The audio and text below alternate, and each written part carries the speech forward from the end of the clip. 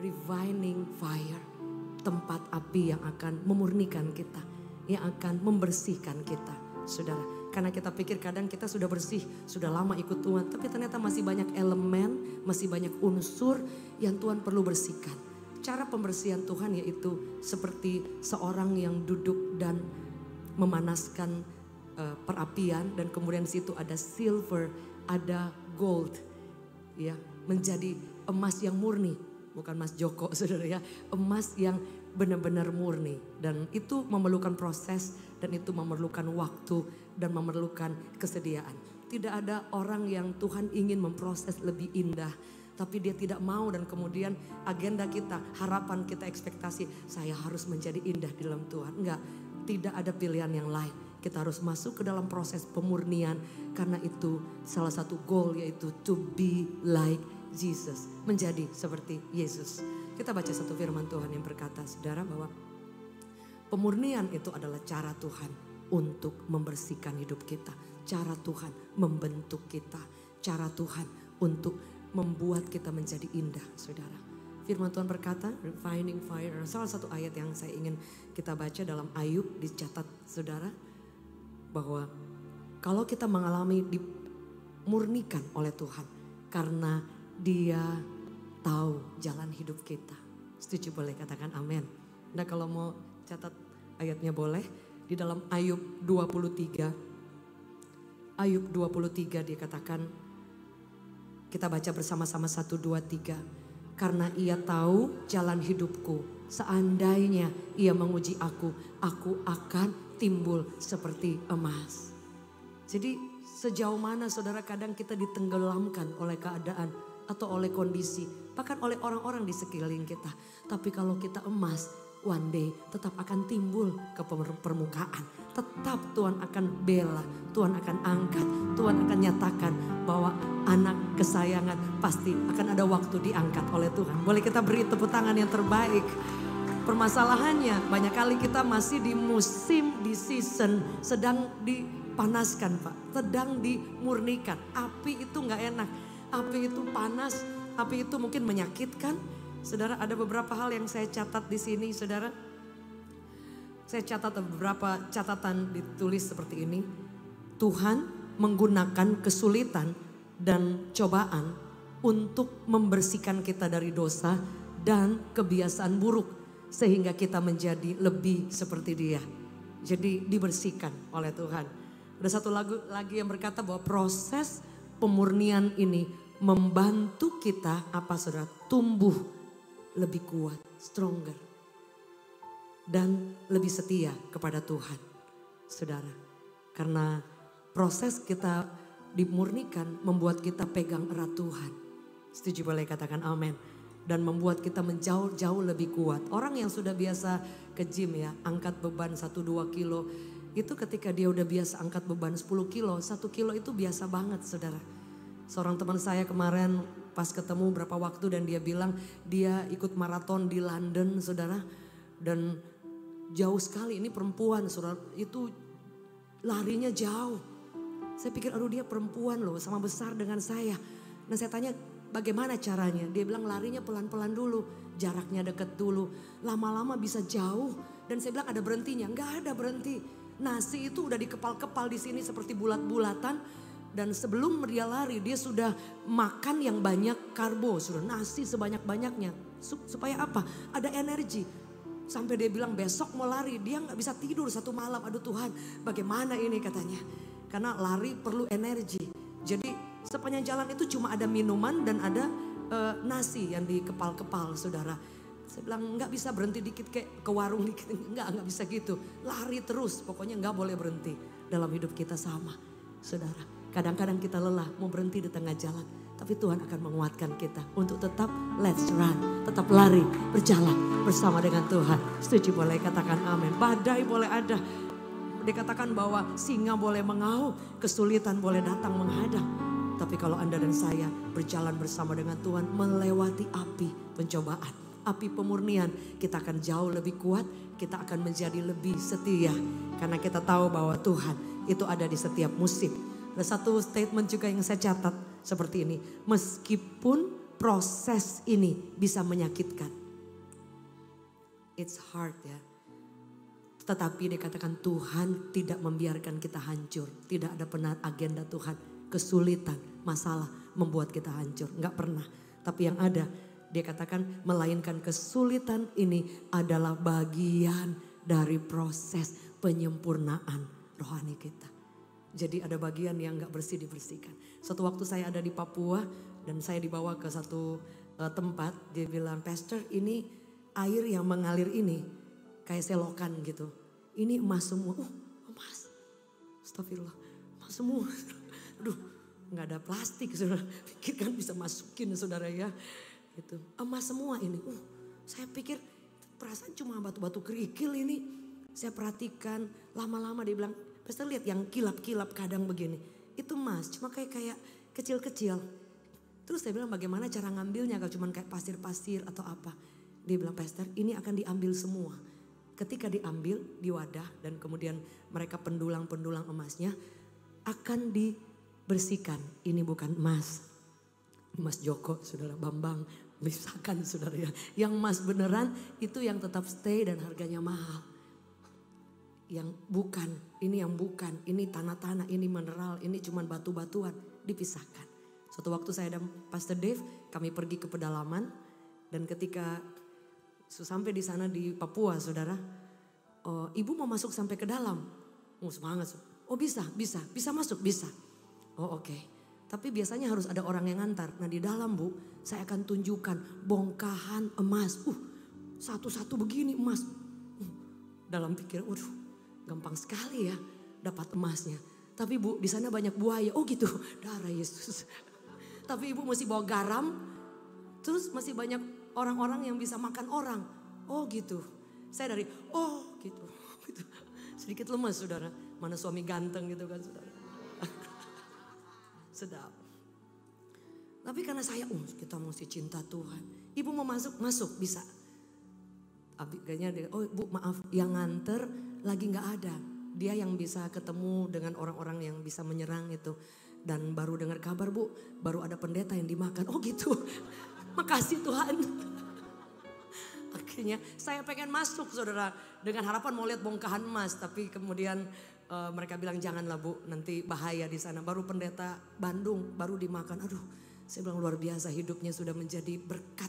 Radikal benar-benar hidup yang menjadi martir loh saudara ya. Kami gak jadi masuk. Jadi gak pernah lihat bongkahan emas. Cuma di foto saudara ya. Tapi artinya untuk menjadi emas yang murni itu tidak tiba-tiba saudara ya. Jadi di tempat ini ada juga teman kami yang suka datang ke gereja juga. Dia toko emas dan berlian. Jadi saudara ada emas yang cuman berapa karat. Ada yang karatan. Tapi ada yang 24 karat saudara. Itu benar-benar murni. Kalau Anda ke toko dijual itu mahal harganya. Dan Tuhan ingin membuat kita menjadi emas yang murni Pak. Yang berkilau. Boleh kita beri tepuk tangan yang terbaik. Bukan Mas Bambang. Bukan Mas Joko. Emas yang berkilau. Sebab itu firman Allah berkata dia ingin menguji kita. Memurnikan kita. Ada ayat selanjutnya saya ingin kita baca. Ini ayat sangat memberkati saudara. Ayat berikutnya dicatat bahwa Tuhan itu secara pribadi dia itu dalam Maleakhi saudara 3 ayat 3 sampai 4. He will sit as a refiner. Dia duduk loh saudara. Kadang kita berpikir kalau Tuhan uji kita dia biarin kita. Kalau Tuhan lagi proses kita dia biarin kita. Dia gak lihat kita. Alkitab catat ketika seorang refiner itu duduk. Dikatakan bukan seorang refiner tapi Tuhan. Dia duduk as a refiner. Yang akan sedang memurnikan kita. Jadi dia tahu bagian ini belum murni. Dibuang. Bagian ini masih banyak kotoran. Masih banyak trauma masa lalu. Masih banyak ketakutan. Masih banyak hal-hal yang mungkin masih menempel. Dari zaman dulu. Dia ingin buang. Dia buang. Cara dia buang. Dia izinkan pemanasan. Pemurnian lewat api. Sebab itu jangan pernah menjadi takut. Kalau kita akan dibawa kepada kemuliaan Tuhan. Karena biasanya melewati proses. Suci boleh katakan amin. Boleh kita beri tepuk tangan yang terbaik. Orang Kristen yang kuat adalah orang Kristen yang berani mengambil resiko, take the risk. Karena kita bukan hanya diciptakan untuk mengikut Yesus. Tapi kita memiliki goal yaitu berjalan bersama dengan Yesus. Menjalankan seluruh apa yang Tuhan mau. Berjalan dan melihat dia bekerja. Yang setuju boleh katakan amin. Amin. Dan Tuhan mau kita tahu bahwa Dia tidak biarkan kita sendiri. Boleh kita beri tepuk tangan yang terbaik. Si reverbnya dikurangin dikit. Saudara, Dia katakan dalam bahasa Indonesia dicatat apa saudara? Dikatakan bahwa Dia itu akan duduk seperti orang yang memurnikan dan mentahirkan perak. Dan Ia akan mentahirkan orang Lewi, orang-orang yang melayani Tuhan, menyucikan mereka seperti emas dan seperti perak. Supaya mereka menjadi orang-orang yang mempersembahkan korban yang benar kepada Tuhan. Sebab itu kadang kenapa ya orang-orang yang melayani, hamba-hamba Tuhan mengalami proses. Saudara, bahkan kita semua adalah hamba Tuhan, mengalami proses. Bukan Tuhan jahat, bukan Dia curang, bukan Dia ingin menghancurkan kita. Tapi Dia ingin supaya kita keluar seperti emas. Dia ingin kita dimurnikan. Dia ingin orang melihat Yesus. Dia ingin kita menjadi pribadi yang kuat. Karena yang sudah dibanting-banting beda dengan yang belum pernah dibanting. Saudara, emas itu dalam bongkahan itu masih dibanting. Masih dibakar lagi, masih kurang murni, dibakar lagi. Kurang murni, dibakar lagi. Supaya apa? Semua yang terbaik itu akan muncul. Anda tidak perlu bela diri, Anda tidak perlu menunjukkan saya anak Tuhan loh, saya disertai Tuhan. Dia sendiri yang akan mengangkat Anda, Dia sendiri yang akan membuka jalan Anda. Kemuliaan Allah akan nyata. Emas itu dibuang di tempat sampah tetap emas. Orang injak Anda, diinjak-injak tetap emas saudara. Tidak ada yang akan menghentikan kilau Anda. Karena ketika Anda bercahaya, selesai Anda dimurnikan, Anda akan melihat hidupmu tidak sama seperti yang dahulu lagi. Biasanya ada masalah gampang give up. Biasanya dengan orang ngomongin kita udah give up. Biasanya mengalami jalan buntu udah takut saudara. Tapi ketika kita dimurnikan, kita tahu Tuhan itu ada berjalan bersama dengan kita. Setuju, boleh katakan amin. Saya ketemu dengan banyak anak muda. Saudara, ukuran anak muda, ukuran profesional muda yang masih muda. Dan tidak sedikit yang mencintai Tuhan. Kadang kita berpikir anak muda banyak kok yang mereka enggak ikut Tuhan juga sukses. Saudara, Alkitab mencatat dalam Maleakhi terakhir, pasal terakhir ayat terakhir. Ada perbedaan orang yang mengandalkan Tuhan. Orang yang menghormati nama Tuhan. Dan orang yang tidak menghormati nama Tuhan. Setiap saya ketemu anak muda, profesional muda, saudara, yang mereka cinta Tuhan, mereka selalu cerita, Pastor, saya ini tidak ada sama sekali kans atau kesempatan untuk bisa mendapatkan jabatan ini. Tapi apa yang mereka selalu bilang, Pastor, saya cuma berdoa, saya cuma setia sama Tuhan, saya cuma membaca firman dan andalkan Tuhan, jalan bersama dengan Tuhan. Dan apa yang mereka tidak pernah pikirkan, justru Tuhan bawa mereka terbang tinggi, saudara. Dan itu tidak terjadi satu malam. Setuju, boleh katakan amin. Proses pemurnian tidak pernah terjadi satu malam. Jangan Anda pikir, oh hari ini kita cinta Tuhan, besok terjadi. Enggak. Semua is a process. Setuju, boleh katakan amin. Tapi karena Tuhan itu yang memproses kita, Tuhan itu yang membentuk kita, Anda akan lihat sendiri di setiap kesulitan ada tangan Tuhan. Di setiap kesulitan udah gelap datang, ada pelangi ada. Di setiap gelap, malam gelap, tapi kok ada titik terang. Karena apa? Tuhan sendiri yang duduk memurnikan engkau. Sehingga engkau tidak pernah ditinggalkan. Boleh kita beri tepuk tangan yang terbaik bagi Tuhan. Saudara, apa yang harus kita lakukan saudara? Kita harus ingat bahwa ini semua proses. It's a process. Boleh katakan dengan saya, hanya proses. Sekali lagi, hanya proses. Artinya tidak selamanya seperti ini. Setuju, boleh katakan amin. Kalau Anda ketemu orang-orang yang melewati lembah yang kelam, tanya sama mereka. Apakah Tuhan selalu mengizinkan lembah kelam terus? Tidak ada kelegaan. Alkitab catat selalu ada masa kelegaan. Ada masa Tuhan hibur. Ada masa Tuhan bilang, aduh kasihan anak ini dah. Kasihan, so susah, so lemes. Ya udah dikasih kekuatan, dikasih kemampuan lagi. Itu Tuhan. Dia gak pernah bilang ya udah biarin kamu sampai memang udah gak sanggup. Enggak, dia ada ketika engkau berkata, Tuhan aku gak mampu kali ini. Kuatkan aku Tuhan. Engkau akan lihat itu.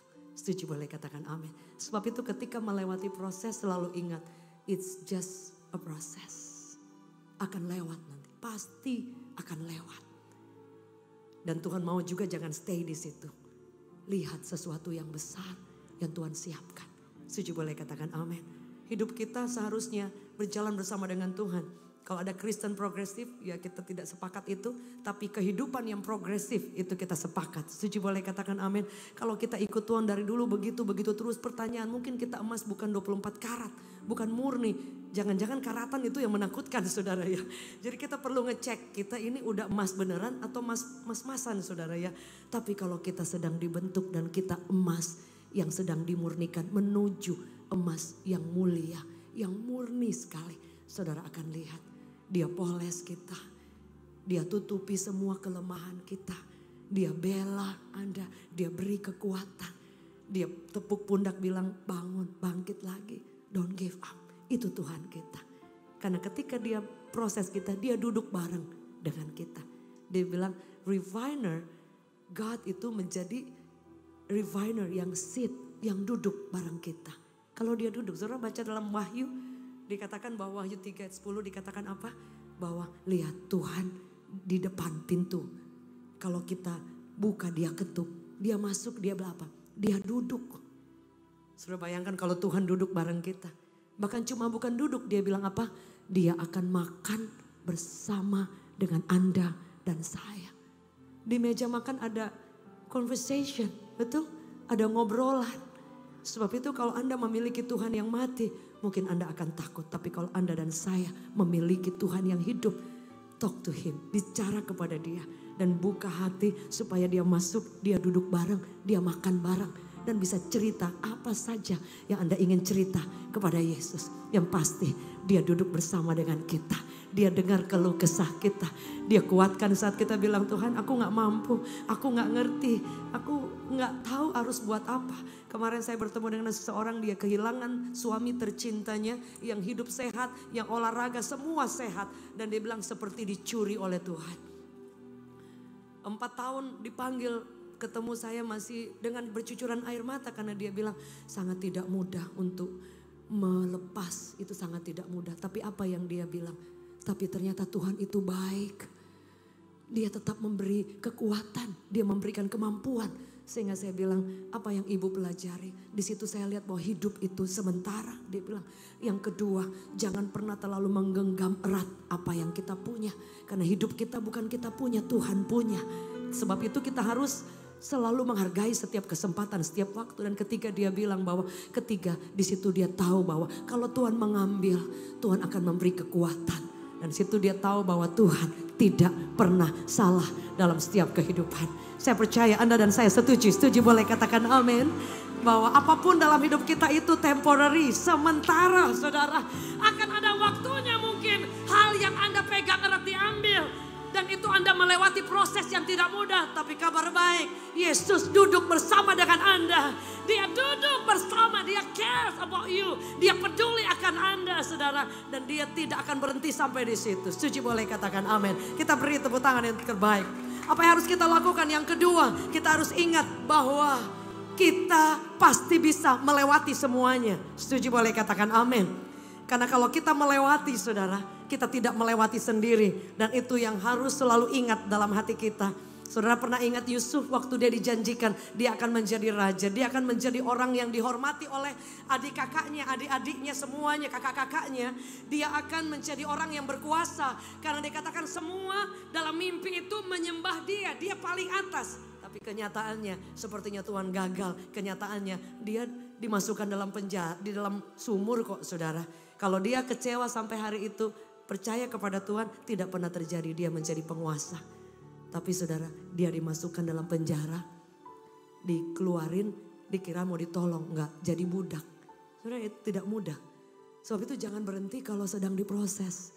Setia, setuju boleh katakan amin. Jadi budak, difitnah, dimasukkan dalam penjara. Dia tidak ada kesempatan membela. Sudah lihat itu menyakitkan ya. Sangat menyakitkan. Tapi Alkitab catat Yusuf disertai Tuhan. Di tengah kesulitan, di tengah pemurnian, pastikan Tuhan menyertai Anda. Itu lebih dari cukup. Setuju boleh katakan amin. Sebab itu saudara jangan pernah kecewa dengan Tuhan. Yang pertama. Karena kalau kita udah kecewa dengan Tuhan, kita udah gak punya lagi trust sama Tuhan. Kita boleh ke gereja. Anda boleh datang ikut Tuhan, boleh nyanyi. Tapi ada keraguan, ada curiga kayaknya Tuhan. engkau tidak menggenapi janji.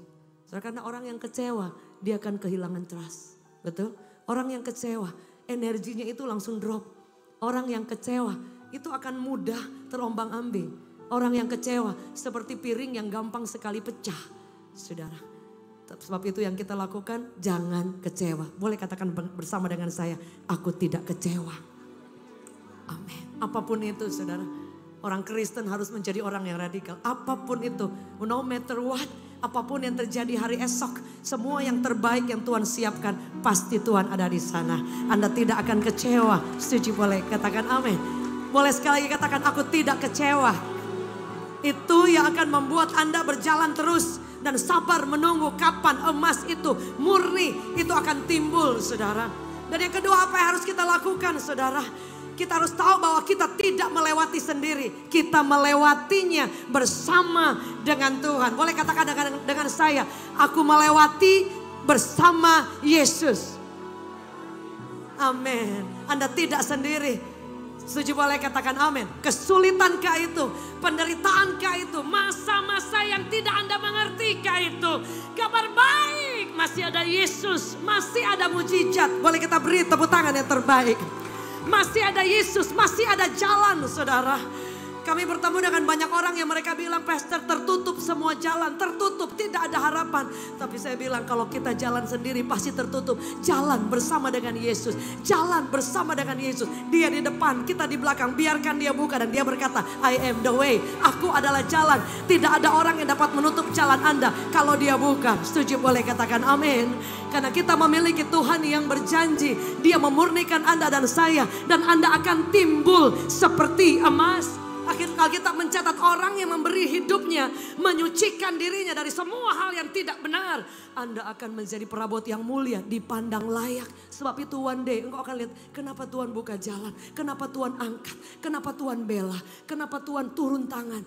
Karena saudara, ketika engkau angkat tangan, dia turun tangan. Ketika engkau memberi hidup, Tuhan saya mau apapun itu, yang penting hidup saya menyenangkan hati Tuhan. Itu yang akan engkau lihat, saudara. Sebab itu kekristenan tidak hanya berhenti sampai Anda mengikuti Yesus, memberi hidup, bahkan lahir baru. Ada jalan yang terus kita akan berjalan bersama dengan dia. Mungkin ada di antara saudara, engkau berpikir, aduh Tuhan, saya sudah lama loh ikut Tuhan. Sudah lama melayani Tuhan, all out dengan Tuhan. Tapi pikir-pikir kok kayaknya gak kelihatan ya emasnya ya. Kayaknya gak berkilau, malah semakin suram. Karena kita membandingkan hidup kita dengan orang lain. Karena kita tidak melihat sesuatu yang Tuhan siapkan. Di belakang layar dia duduk dengan sabar. Dia membersihkan, dia murnikan, dia tambahkan, dia bentuk kita. Oh ini akan bagus begini. Oh nanti tanggal pemurniannya itu juga ada waktu. Setuju? Boleh katakan amin. Oh ini belum pas, ini masih mentah. Tapi kalau udah pas masterpiece-nya, udah siap, Anda akan lihat. Anda diterpa badai seperti apapun, Anda akan berkata seperti Daud. Aku datang tidak ada senjata. Dia ketemu Goliat. Aku datang dengan nama Tuhan semesta alam. Arti semesta alam Tuhan yang pegang erat, yang berperang ganti Anda dan saya. Anda akan melihat dulu gampang menyerah. Dulu telinga panas, orang omongin dikit darah, api mudah menyala. Tapi ketika berjalan bersama dengan Tuhan, dimurnikan ups and down. Kau lebih kuat, kau lebih sabar, kau lebih setia, kau lebih mau berjalan legowo. Karena Tuhan sedang memurnikan. Setuju? Boleh katakan amin. Dan dia ingin Anda menjadi pribadi bukan biasa saja emasnya, tapi glowing. Bersama dengan saya katakan glowing. Setuju? Boleh katakan amin. Bilang kiri kanan, glowing say. Amin. Kalau Anda dibawa bersinar, kemuliaan Allah nyata. Tidak ada hal yang tidak mungkin terjadi yang Tuhan tidak sanggup buat. Setuju? Boleh katakan amin. Karena Anda sudah siap, Anda sudah pantas untuk melihat janji Tuhan tepat waktu, always on time. Boleh kita beri tepuk tangan yang terbaik bagi Tuhan. Saya percaya di tempat ini kita adalah orang-orang yang mau berjalan bersama dengan Tuhan. Yang mau setia berjalan bersama dengan Tuhan dan tidak pernah merasa ditinggal oleh Tuhan. Tidak pernah merasa jalan sendiri. Katakan sekali lagi bersama dengan saya jalan bersama Yesus. Saya lewati bersama Yesus.